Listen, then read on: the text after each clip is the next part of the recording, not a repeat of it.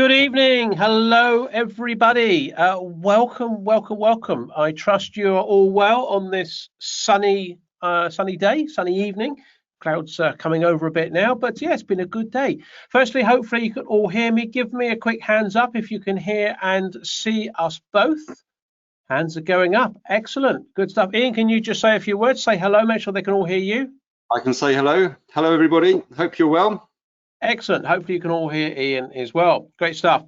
Well, welcome to the Property CEO support sessions. My name's Ritchie and I'm here with the other half of Property CEO, Mr. Ian Child. So it's great to have you all here this evening. Thanks for taking the time to come and see us. So what exactly are these support sessions when they're at home? Well, these are going to be regular 45-minute. Sometimes we do go over a little bit.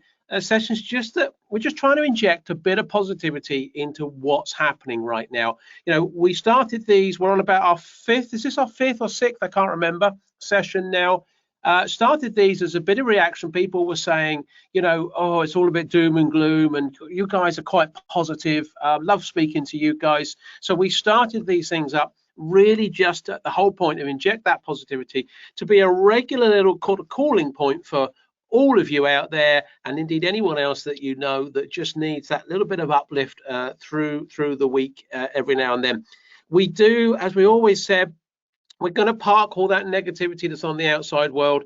And as I always say, not to belittle it, you know, we all have stuff going on, but right here, right now, in these next 45 minutes, it's all upbeat, all positivity. Isn't that right, Mr. Child? Absolutely, it certainly is. And for those of you that are new to these support sessions, very warm welcome. Let me tell you a little bit about who we are and what we do. Basically, we train people how to become small-scale property developers. So even if people that maybe haven't done any property development before, obviously many people like the idea of the developing property, but I guess a lot of people worry it might be a bit too risky or a bit complex. So our job is basically to give them the support and the training that they need to do it as safely and successfully as possible. Now, as Richie said, we decided to run these support sessions because we want to try and help people get through what is a rather challenging time at the moment. And we know from experience that recessions create a lot of opportunity. So wouldn't it be great if we could be able to see if we could help some people kind of find those opportunities and hopefully get prepared for them. Obviously, no way we can ignore this massive this storm that's passing overhead at the moment.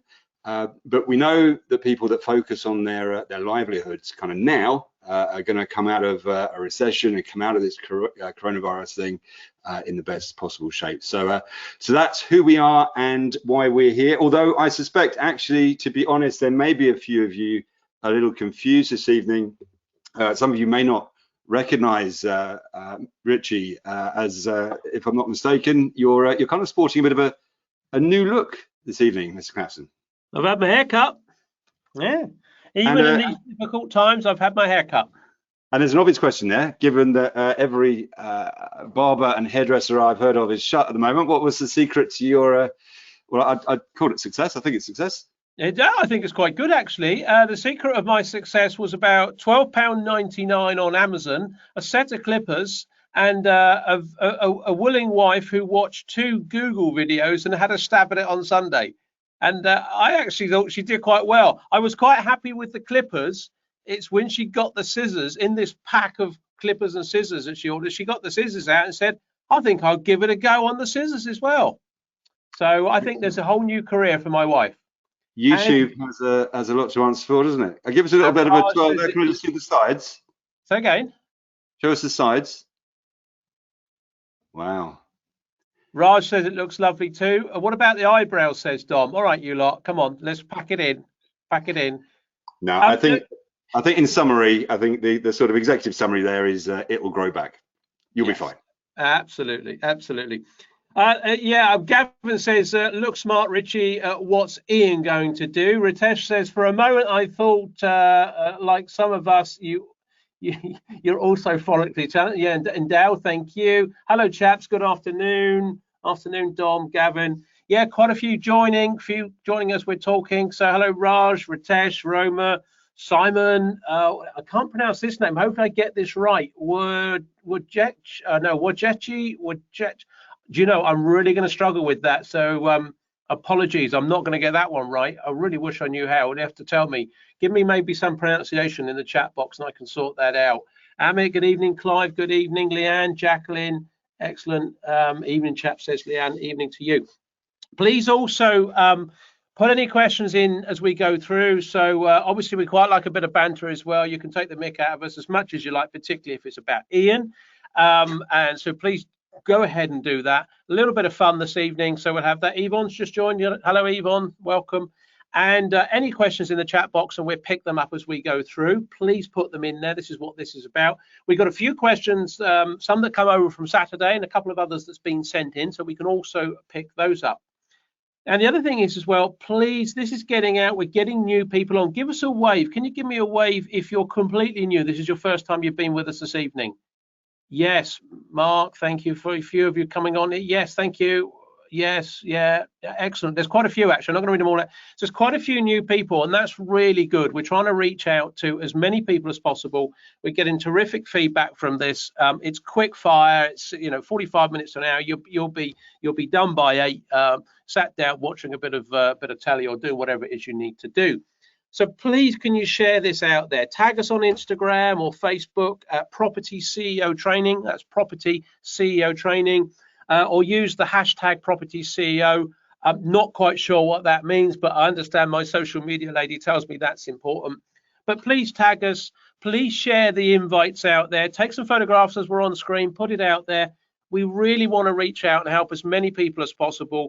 And for you guys that's been on here before, these sessions is just about, getting out there, having a bit of fun. I'm really enjoying my second week of training on my 8-week course, learning so much. Jacqueline, one of our students, thank you, Jacqueline. But interestingly aside, just that comment comes in. This is not, we are a training company, as Ian said. This is not about, there's no sell at the end of this, and those that's been on it before know that. It's a bit of fun. So please do share it. We're trying to be as much of a support for anyone out there that needs it. And I tell you, every day of every week, Ian and I are chatting to someone who is really struggling right now. And you'll all know people that are struggling. Please invite them in here.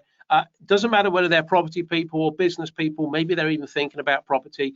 There's some real good nuggets that get shared, some good questions that come up, a good crowd on here, a good bit of following, a good bit of banter, and hopefully people enjoy it. So please throw your questions in as you go through, and we'll see how we get on. Okay, shall we get started?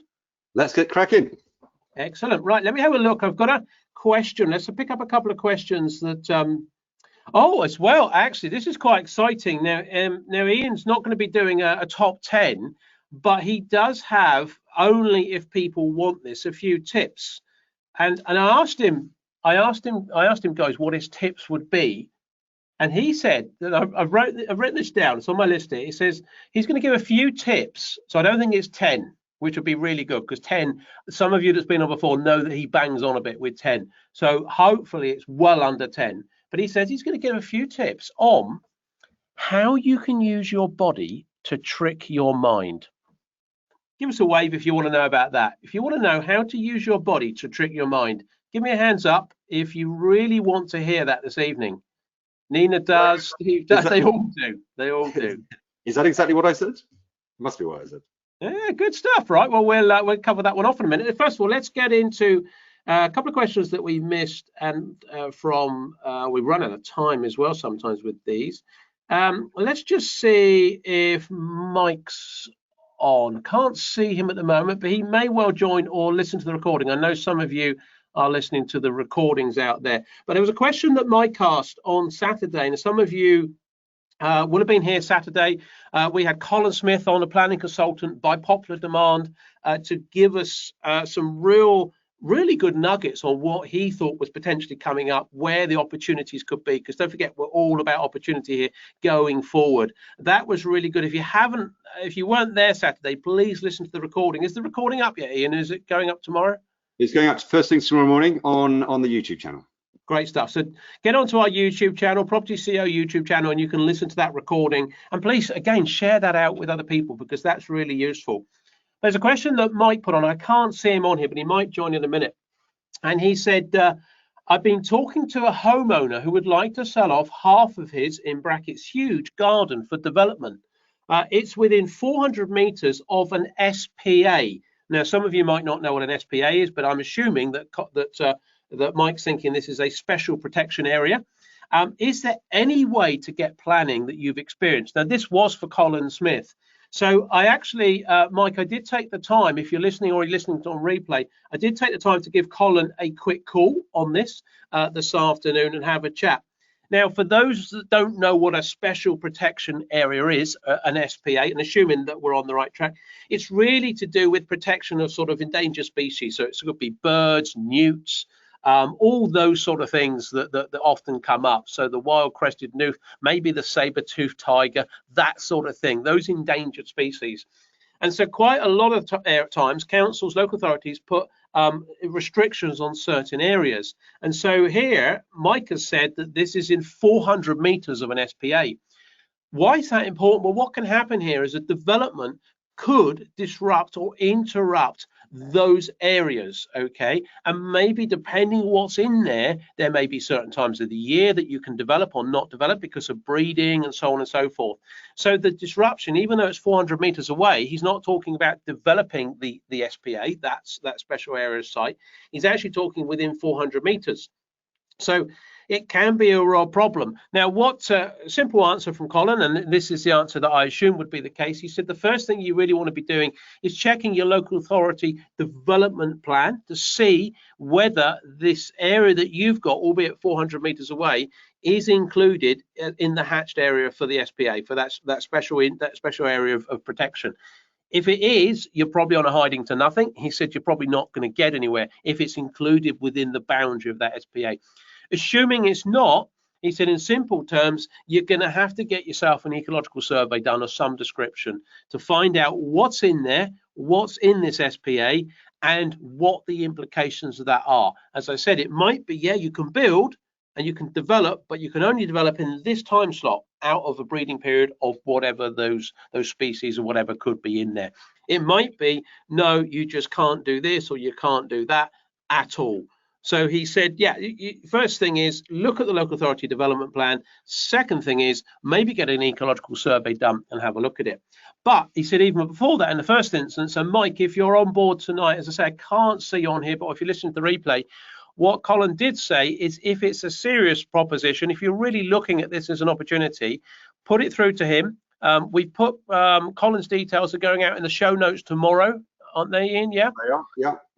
So guys, if you missed it, in tomorrow's show notes for the support session on Saturday will be Colin Smith's details, the CJS planning. And what he said here, he said, Mike, if you want to email him exactly where it is, he'll have a look at it and come back to you fairly quickly with a bit of a steer and a bit of a guidance. So Colin Smith still helping us out today, which was excellent. So hopefully that's an interesting one. So people might not have come across that sort of thing. So if you've not come across special protection areas in the past, just look out for these and look out whether they're in the vicinity of what you're doing. Now, the key thing here is all about, and everything that when we teach people, is we teach people about being the CEO, hence the name of the company. And it's about actually leveraging all the skills of other people. You don't want to be a specialist planning consultant yourself. You want to have these people fairly readily available on call so you can ask them, I've got something within 400 meters of an SPA. What do you think? Have a quick look at it. They might say, no, forget it, over and out, stop it. Right, move to the next one.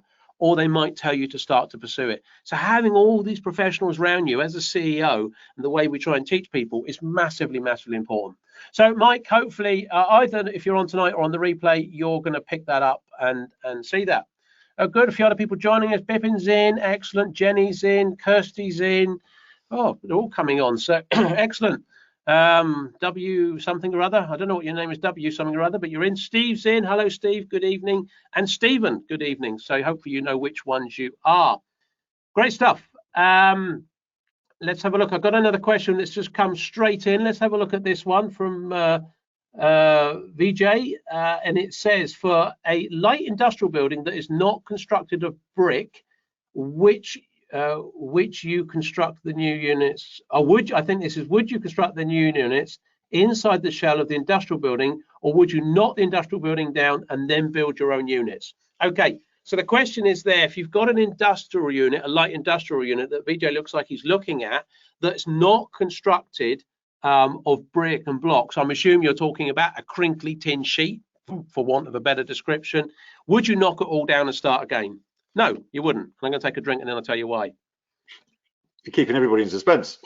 Stephen says, good evening, guys. Good evening, Stephen. I already said good evening to you. I assume you're responding to my good evening to you.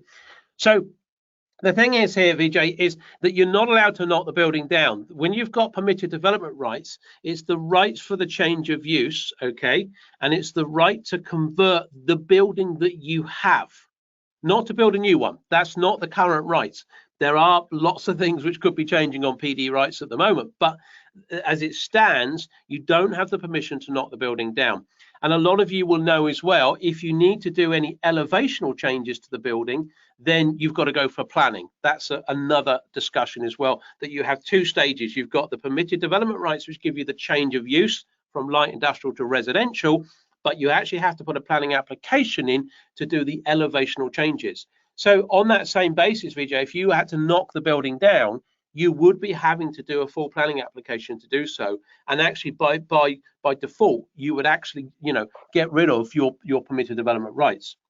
So what you can be doing, and it's perfectly reasonable to build a residential building inside a metal box, if you like. Now, one or two things you could do. You could either keep that elevational type treatment. Okay, you're going to have to change it by putting windows in and doors and that sort of thing in, sure. But you could have that much more urban style look to it, the sort of urban gritty type feel, if it's appropriate, depending on what you're doing. If you're talking about creating units for elderly downsizers, they're not really into urban gritty type residential units, one wouldn't expect. Young professionals, maybe. So it depends whether it's when we can get out there near cafe culture, that sort of thing. It could work quite well with that sort of urban-y feel to it. Having said that, if you want to change the outside, and maybe you want to change that and you're going to overclad it, or you're going to remove the cladding, put up a boarding of some sort, render that, then that's a planning application. Now, I think the thing to remember here is that the controversial thing, Vijay, is normally the actual change of use. It's the change from industrial to residential. That's the controversial thing that the planning officers don't necessarily want you to do. But because you've got PD rights come from the government effectively at high level, that gives you this ability to go and do that. So they've almost lost at that point. All they really want to make sure is that you are then going to design that building in keeping with the surrounding area. So any elevational changes, punching the windows in, if you want to change the facade, the sheeting, or maybe the roof in some way, maybe that's a crinkly tin and you want to slate tile that, that's all a planning application. But normally, if you're taking into account what the sort of character of the area is, that will sell through fairly reasonably. But you can't knock down and rebuild. Hopefully that's answered that question for you, sir. Excellent. Right, I've answered a couple there. Shall we go for, Ian, your few tips on how you can use your body to trick your mind? Everyone up for that? Give us a wave if you're ready for it right now. Fantastic. Yes. Look at that. See your waves. Well, this is something actually I find quite fascinating. So basically what we're talking about here is when your mind is able and your subconscious is able to kind of trick your body quite a lot of the time. So this is kind of getting its own back a bit. So we're using the body to trick the mind. So it basically kind of cheats. So if you adopt a kind of certain physical behavior, then your mindset is affected as a result. The way you feel is kind of changes. Now, of course, in these particularly challenging times, people might quite understandably be feeling a little, down in the dumps or a bit negative. It's a very difficult time at the moment. So I thought I'd try and find ways in which you could actually use your body to make your mind feel a bit happier and a bit more kind of positive. The basic concept here is that while we kind of know that, as I said, our mind influences our body, but our body can also influence the way we think and, in fact, the way we feel as well. So tip number one is actually quite a famous one. You might have heard it before, but it's one of my favorites. It comes from a Harvard professor called Amy Cuddy, and she discovered that humans instinctively use what she calls power poses. So, for example, and this is an example that she quotes, when a blind person, somebody that's been blind from birth, wins a running race, they instinctively raise their hands in the air, even though they've never seen anybody do it before. They haven't been taught to do it. It's a kind of a pure instinctive reaction. So what she did is she did this study where she got a group of people to perform what she called power poses in private before attending an interview. So basically, they kind of would sort of wave their hands in the air as if they've kind of just scored the winning goal in the World Cup final, and then they do that for about 2 minutes, and then they'd go and have an interview. And then she had a second group who would do effectively the opposite. They would be in very defensive poses, sort of arms and legs crossed, and kind of very defensive poses through for 2 minutes, and then they would go and do the interview. And the results were absolutely amazing. You know, those that did the power poses came across a lot better in the interview, much more confident, much more outgoing, extrovert, friendly, and just kind of acquitted themselves better across the board. And this technique that she's kind of researched basically applies in any situation where you've got perhaps a situation where you're feeling a bit nervous, a bit anxious. This quite often happens for a lot of people when they're doing things like public speaking. Perhaps you've got to give a presentation.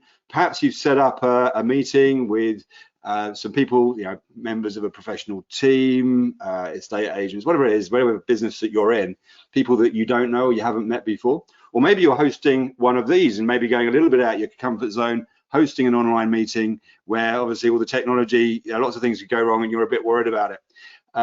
So if you want to feel more confident and more positive, that's exactly what you've got to do. You've got to basically find somewhere private. And I can tell you that actually doing it without the noises is definitely raises fewer eyebrows. But where you kind of do these kind of power poses for about a minute or two just before you go on stage, so to speak, then you will come out and you'll perform a lot better. Why does it work? Well, I think what's happening there is it's basically altering the chemicals in your brain. You get, I think, more adrenaline, you get less cortisol, so you kind of feel more confident, you feel less anxious. And there's a lot of science behind it that I don't even pretend to understand, but if you want to watch Amy give the talk, she did about a 15-minute talk on it. It's on TED, TED.com, or you can just YouTube. So go to YouTube and just look for Amy Cuddy, C-U-D-D-Y, and you'll find the video. It really is well worth a watch. So that's great if you want to kind of just boost yourself before you go into perhaps a high pressure environment or somewhere where you might be feeling a bit nervous or anxious. My second tip is actually about smiling. And back in, I think it was the 1960s, there was a guy called James Laird, and he tested this theory that came from Victorian times, which was that that smiling wasn't just a reaction to happiness, but that the act of smiling could in fact make you happy. So it kind of seems a bit like the tail wagging the dog, but bizarrely, it's been scientifically proven time and time again now that when you force yourself to smile, it actually makes you feel happier. There is apparently this technique to doing it, which I don't think is going to shock anyone, but this is how it goes. It says, relax the muscles in your forehead and cheeks. Let your mouth drop slightly open. Ritchie's going to do this along with me just to demonstrate. I'm just checking any other questions. You carry on. Okay. Then you've got to contract the muscles near the corner of your mouth, drawing them back towards your ears. Make the smile as wide as possible and extend your eyebrow muscles slightly upwards, holding the resulting expression for about 20 seconds. Now, apparently doing this a couple of times each day is going to make you feel happier. Obviously, if anybody sees you doing it, you're going to look like a complete psychopath. But if it's probably best to do it if no one's looking, no one else is around, a bit like the tip number one. But just doing that for a couple of times a day for 20 seconds is going to make you feel happier. I'll be interested to see what anybody thinks. But it has been, all of these have been scientifically proven. And my final tip. You're not just making this stuff up then? No, you're thinking of next week. No, this week, these are all real. So tip number 3 is about muscles. And this one came from a university in Singapore, which has shown that you can boost your willpower simply by tensing your muscles. So kind of next time you feel that your kind of willpower is draining away, you're just not kind of feeling engaged, what you got to do is basically tense your muscles. So that can be anything like making a fist, contracting your biceps, even just pressing your thumb and first finger together, gripping the pen. anything that involves tensing your muscles is going to improve your willpower. And again, this has all been scientifically proven. So our body is kind of by doing the what you expect to be a symptom of willpower, it's actually doing it the other way around. It's actually causing the willpower by demonstrating the symptom. And linked to that is one that about perseverance. So if you want to persevere with something, then cross your arms. There was a study done where people were asked to again, it was all in a university study. I think they were tackling anagrams, and they either had their arms crossed or resting on their legs. And the people that folded their arms continued to try and solve the puzzles for nearly twice as long as those with their arms uncrossed. So if you want to persevere with something, try crossing your arms. So there you go. There is 3 tips for you where your body can actually come to the rescue of your positivity and your happiness. Excellent. Well done. 3 tips. Hopefully that was useful. Leanne's obviously finding those useful because she says, I'm going to try these out before I take the kids on tomorrow morning. Good luck, Leanne. Best of luck with that one. Let us know how you get on. Okay, let's have a look. Another question that's come in here. Jacqueline says, she said that if a commercial property for sale doesn't have an asking price or guide price but has non-quoting written there instead, what does that mean? Well, it just means they're not quoting it in general terms. They can have some implications in terms of rating and that sort of thing, but generally it's almost like price on application, Jacqueline. So if there's no guide price there, ask them. I mean, in times when there's a lot of interest around, people won't quote a price. In some ways, it tries to put away people that aren't serious. So the price on application type thing you see on a lot of high value goods. If you have to ask the price, then you can't afford it type of thing. There have been a lot of commercial agents do a lot of that over time, particularly more recently with the influx of a lot of new people coming into the marketplace, to really make sure that people are serious and they've actually got to put that effort in to call up before they have a visit, so they really can have a bit of a chat with them. But non-quoting generally refers to that. There are some American implications of what that means, but I don't think that's relevant here. Literally, Jack and I would just ask and find out and see what they have to say. Okay, let's have a look. I think it's also worth just adding to that that the whatever the price is that the vendor wants for it, it isn't necessarily a factor in your calculations. It's you will end up with the figure that you can afford to pay for it and make a profit. It's always handy to know what they're looking for fairly obvious reasons, but we always start from the top and work backwards to what we can afford to pay rather than starting with the asking price and working upwards. Great stuff. Yeah, I mean, there's a lot of interesting stuff going on out there. So, right, okay, next question. Hello, chaps. Guess that's us. If you've got a deposit pot of XXX, what strategy would you suggest to implement to recycle that money as best as possible? Actually, this is a question that's come over. This is a question that's come over from Gary, and I think this was on from the replay. So Gary, so basically, what would you do in terms of if you had a deposit of X, whatever X is? What strategy would you suggest to implement and recycle your money as quick as possible? It's a difficult one, Gary. So I don't know what XXX is. And I think it depends what you talk about in terms of recycling as quick as possible. I guess the simple thing to do out there is do a simple flip. That's the quickest thing that you can get out and do. Now, is it as quick as possible? Is it to make the best returns? I think if it's a quick return, it's a quick flip. Where you're going to make the money on those at this current time is probably quite a challenge, because you're going to flip something into the market space which is potentially going down as opposed to going up.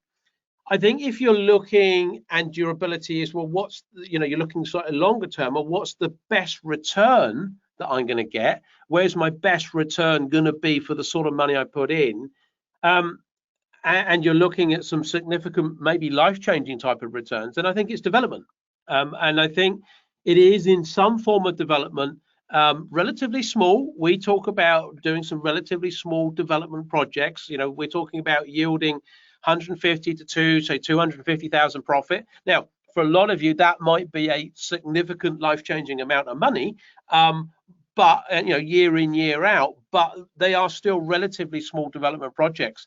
And where you're buying your way into those sort of size schemes at maybe £200,000 to £300,000 purchase prices. So not a lot more than maybe a 2-bed house in whatever area you guys are in. Obviously, I know people are spread nationally across the UK here. So if you get into development on those sort of numbers and you can return a 6-figure sum of money out of what you're doing, and particularly if you take in, and if this is about right now, I'd say that's the only place that I'd be slightly more comfortable looking at as a strategy. Now, things will improve. I mean, we've if you look at the buy-to-let market, is probably still holding reasonably steady for a lot of people. But of course, at the moment, we've only had the first month of people being on furlough or lost their jobs, so they probably paid their rent. The telling time for most buy-to-let portfolio landlords are saying it's going to be the end of April. What happens then? Do they collect all the rents in them? So that market, although it's a fairly steady market, is not going to yield you big returns of money. It's a long game. The HMO market, never been a fan of it myself. I think you can return some good monies out of it. It's got a fair bit of management. So it depends whether that's your bag. If you're interested in managing it or outsourcing it, it's still got more involvement than buy-to-lets. The returns are slightly greater. But is that going to change a bit? I mean, I don't know. It's an interesting one. We had a discussion today with someone about where's the HMO market going to be, because that's definitely not a social distancing type market. You are very close together. Are people going to lose the appetite to want to stay in those places? Maybe the HMO is not such a desirable space. Co-living. True co-living, I'm not talking about HMO just given a fancy name, with 6 people in a house and a small kitchen. I'm talking proper co-living could still actually work with social distancing to a degree, because you're talking about a lot more units, people having much more independent spaces, not just a bedroom to work in, and you're talking about a number of different recreational lounge areas, cinema rooms, those sort of things that could potentially be a bit better. SA market, interesting at the moment. If you're thinking about that, Gary, tough time at the moment. There are definitely people who are struggling. I'm sure some of you out there are struggling. Equally, an interesting opportunity, because the big word that's being thrown around at the moment is staycation. Are we going to be able to, one, travel abroad when the lockdown gets lifted? 2, are we going to want to travel abroad? And 3, are we going to better afford it because the prices are likely to go up? I think you were saying something today, Ian, weren't you, about the prices of flights going up significantly? Yeah, so I think the speculation is that when we get back to whatever normal looks like, or the start of normal, that it's likely that the government will impose some form of social distancing on airline flights, and so as a result, the planes will be travelling with a lighter load, fewer passengers, and therefore one assumes higher costs. So it's quite interesting that then sort of tells its own story as to what people are likely to do instead. If it's more expensive to go abroad, and actually Italy and Spain may not be at the top of everybody's list at the moment, then they're likely to stay in the UK. And of course, people that have service accommodation who are suffering actually at the moment in a big way in many cases, that may actually be something that comes as a benefit as we move into the next phase of this, and for a slightly longer period of time.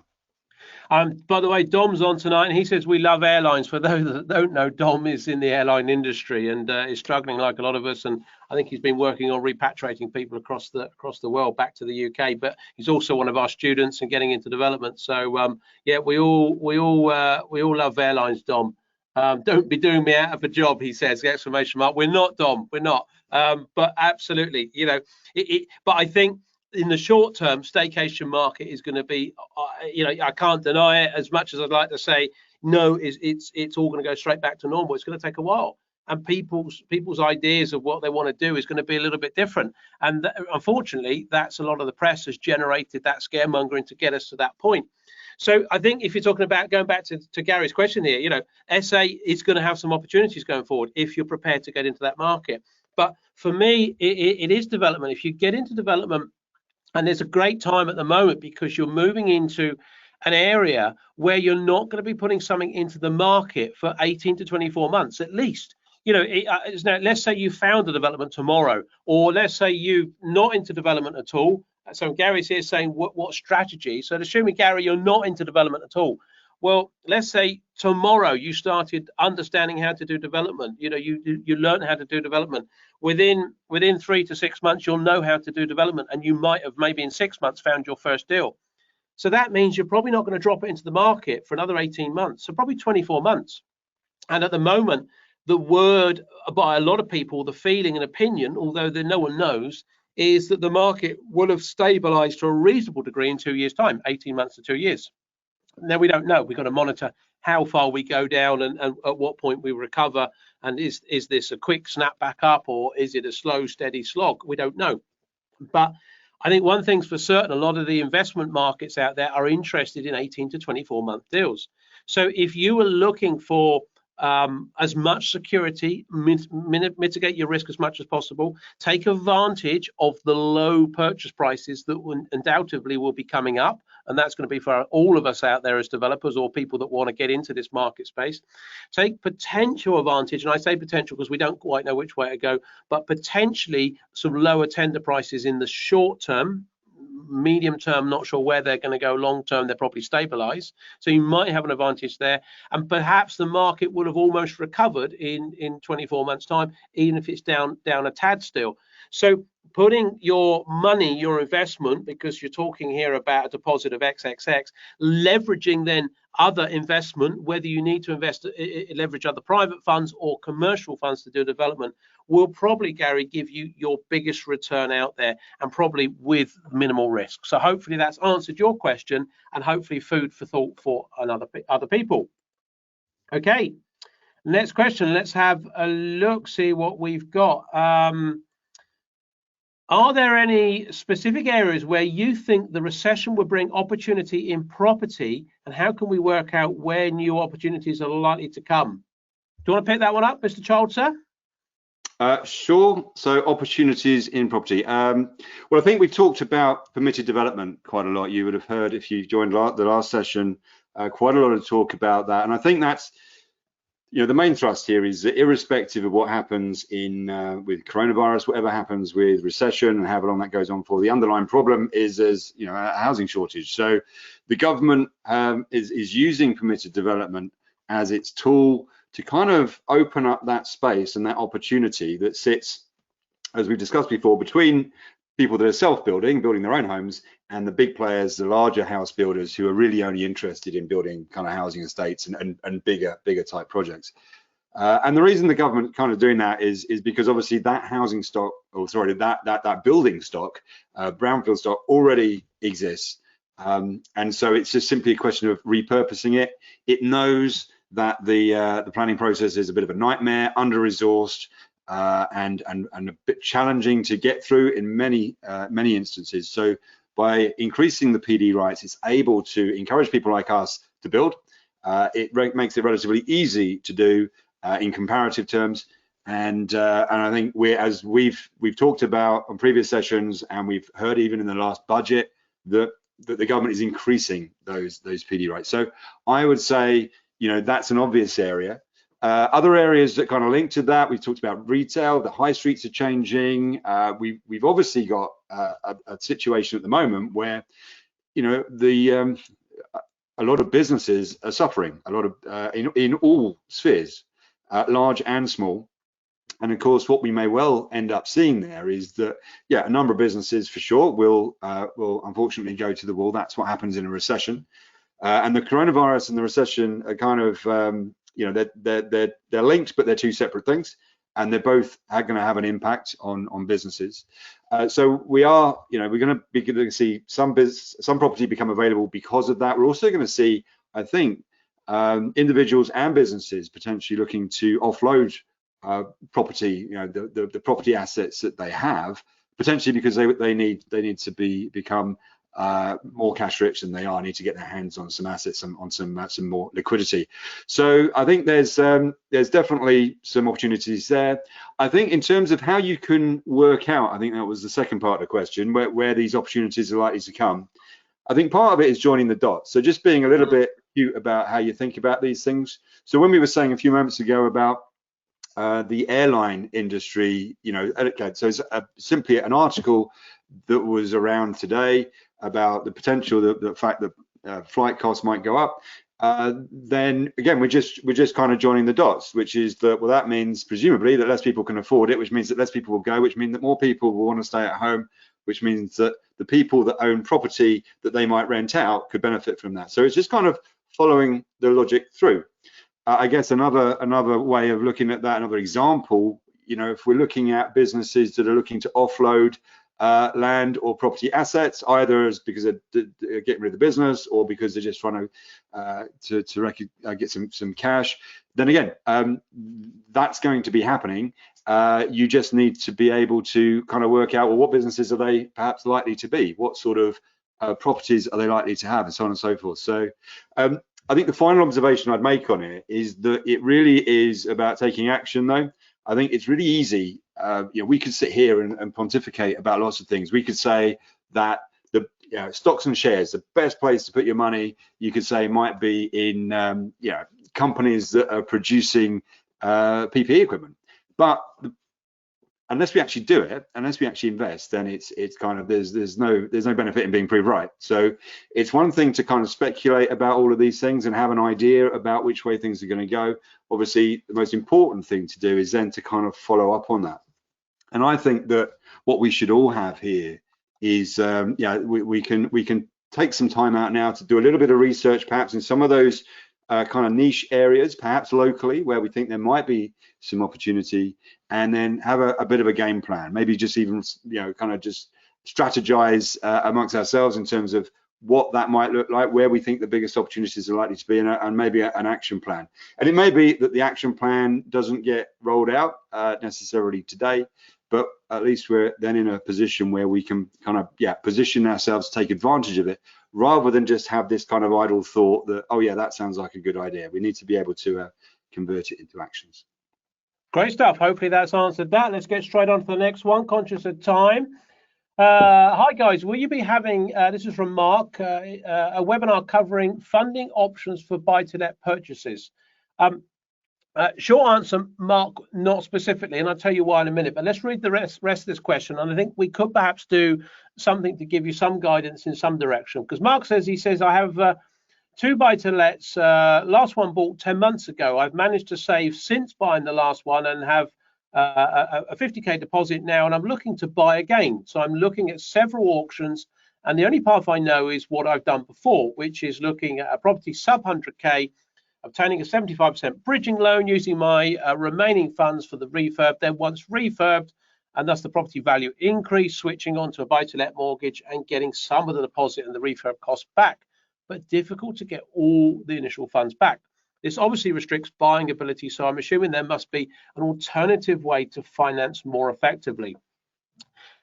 So just to be clear, and this is not to cop out of the buy-to-let thing, it's not worth us talking on something we don't know enough about in terms of detail. There are probably some really good people out there who can advise you on buy-to-let strategies if that's the route you're going down.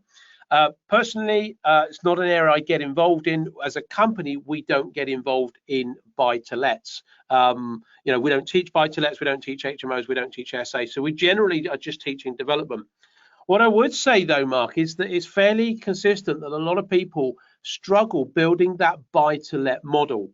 That they're saving up the deposit. This is why I thought this is an interesting one to read out. Whilst I can't directly answer it, you're saving up for the deposit. It's a fairly slow process to go through to build up your portfolio. And as you say, you get some of the money out, but not all of it. So it restricts your ability to keep going forward.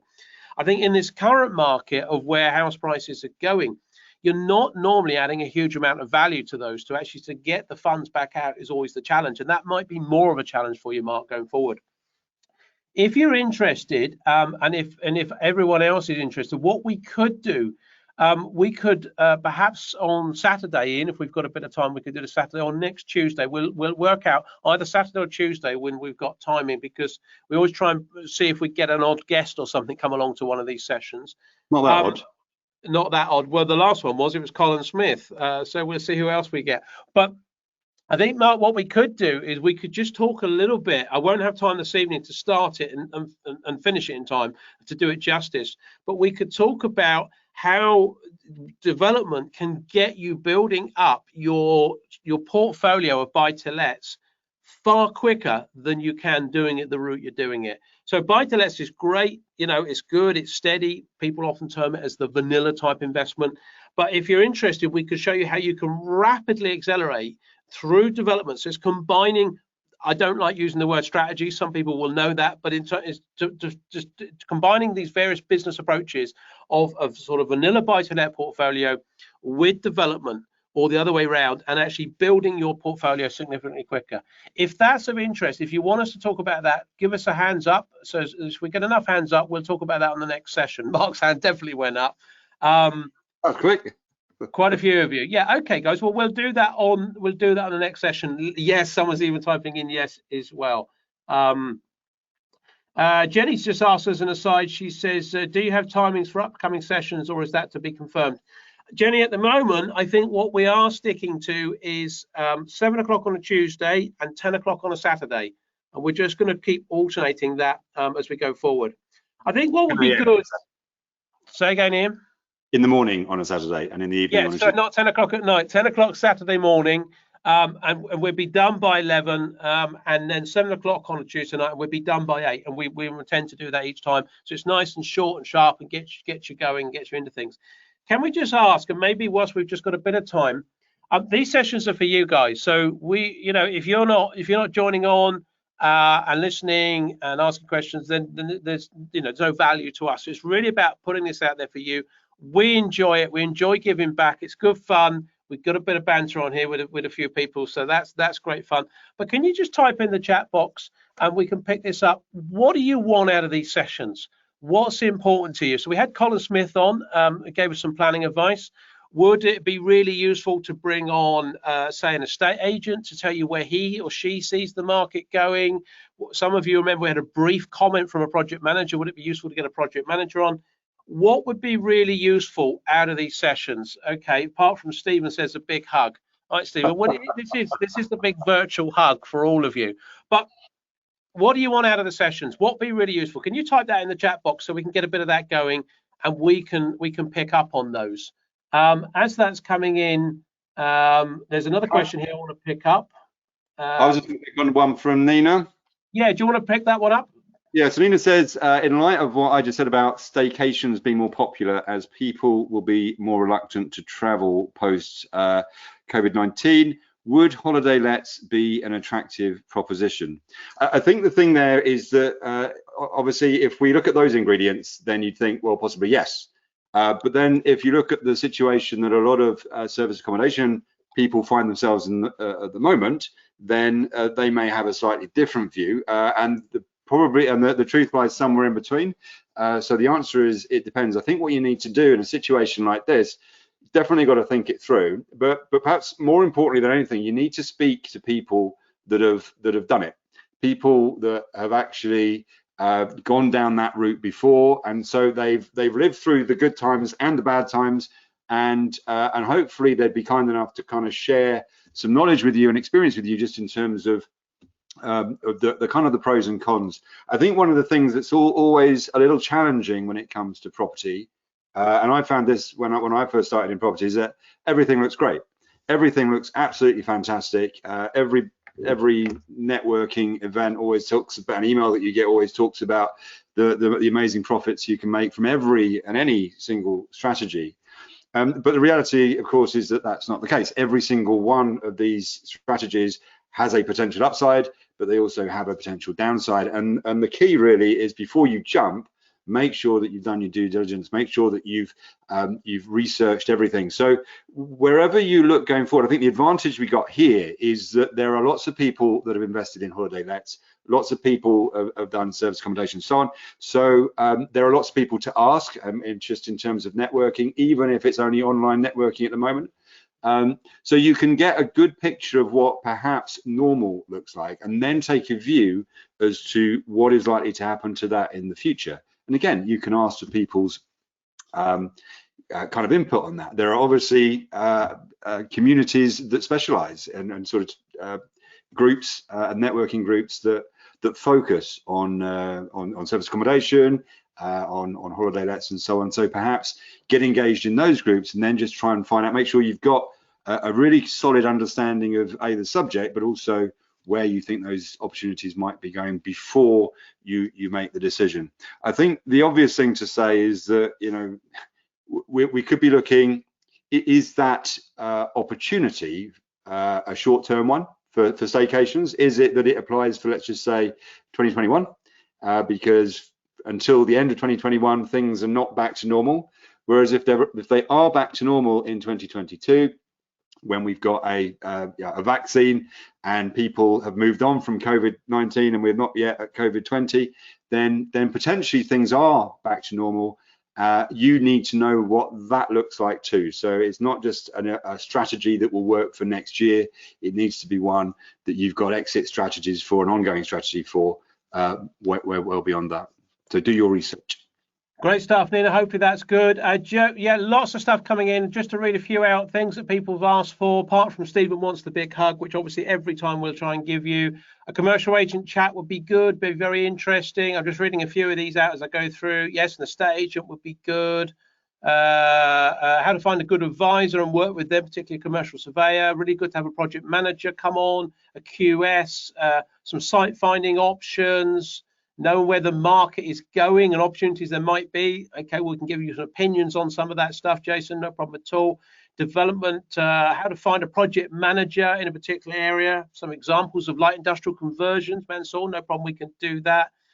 Be great to hear from one of your trained developers that maybe is doing their first project. So we could bring one of our students in who's actually out doing stuff in the real world if you want, and they can tell you where things are going there. Conversion opportunities under PD shops. Then some comments from Nina. Yeah, so lots of suggestions there, guys. We can definitely do that. Okay, we want to wrap things up tonight because we said we always want to get you away by 8, so you know that this is a maximum of an hour. We've run over a little bit. Please, as I said, please share out the invite. It's great to have. We've got a stack of people on this evening, new people joining all the time, which is good. Please tag us, as I said, on Instagram or Facebook at Property CEO Training, and use the hashtag PropertyCEO and share the invite out there, to people out there that can come here. And if you think they're going to be encouraged and just enjoy this little bit of positivity on a Tuesday night and a Saturday morning, then we'd be really pleased and welcome them on board. So please share it out on your own social networks. And the more people we can get here, the more fun it's going to be and the better it's going to be. And then obviously they can take the mick out of me and Ian as and when you wish. Great stuff. Okay, that's it for this support session. We really hope you found it useful. Next session, Jenny asked, it's going to be on Saturday at 10 o'clock, but please go to propertyceo/webinars and register your place. The link will be up there very shortly, plus a replay of today's will go up on YouTube over the next few days, so you can see that. Ian, just going to make a final comment before we disappear. Just one final comment. If you happen to be watching this on the replay on YouTube, hi, and please feel free to let us know the answer to that question about what you'd like to see in future episodes, future sessions, because it's not just about the people that were on tonight. We'd love to see you join us in future events, so please do tell us what you'd like to see. Great stuff, great stuff. Jenny says thank you. She'll share the link. Yeah, Karen says thank you so much, guys. See you Saturday. Good stuff. Yeah, thanks. Have a great evening. Stay at home. Absolutely, man. So we will all stay at home. Leanne says thank you. Cheers, cheers, says Simon. Thanks, guys. Guys, appreciate it. It's really nice to see these comments come in at the end. I have to say, it really picks us up. But, thanks for this evening. Really appreciate the catch up. Thanks, Yvonne, Dom. Thank you.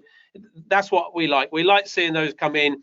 We know that, okay, we've spent up an hour or so with you guys this evening, and hopefully, you've cheered us up, and hopefully we've cheered you up and given you some good bits of advice as well. Cheers, guys. A big hug right back at you, says Stephen.